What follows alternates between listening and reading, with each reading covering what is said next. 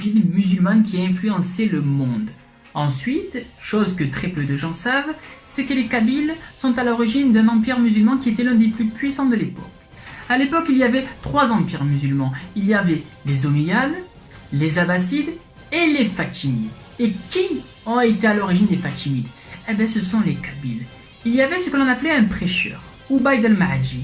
C'était un arabe qui, en 909, s'est rendu en Petite Kabylie. Il y avait en Kabylie ce que l'on appelle les guerriers Koutama, ce qui représentait les Kabyles de Béjaïa Jijel. Cette personne est allée en Kabylie, il a fait ses prêches. Ensuite, les Kabyles ont rejoint son mouvement.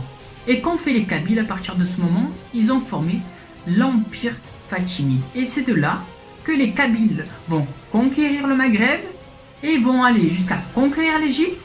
D'ailleurs, ils vont fonder la ville du Caire et vont ensuite conquérir l'Orient. D'ailleurs, on peut citer un Kabyle qui a gouverné en Syrie et en Palestine, Jafar ibn Fallah.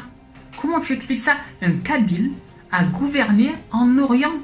Les Kabyles sont les premiers berbères à avoir conquéri le Moyen-Orient et avoir été établis en tant que chefs. Est-ce que tu t'en rends compte? Donc revenons sur cet empire fatimide. Donc les Kabyles ont fondé l'empire fatimide et ils ont conquéri l'Égypte. Et ensuite il a fallu se diviser.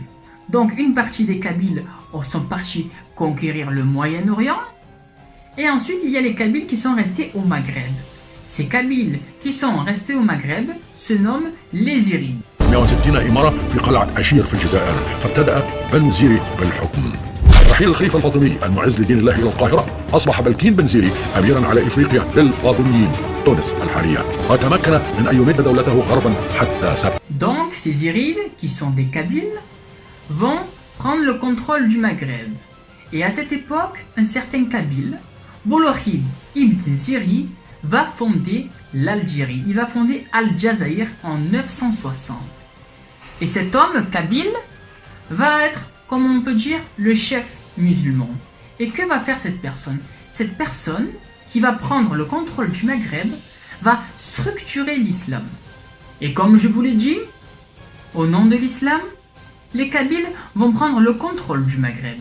Il y a ce chef, Bolokhid ibn Ziri. Et que va faire cet homme? Il va structurer l'islam au Maghreb.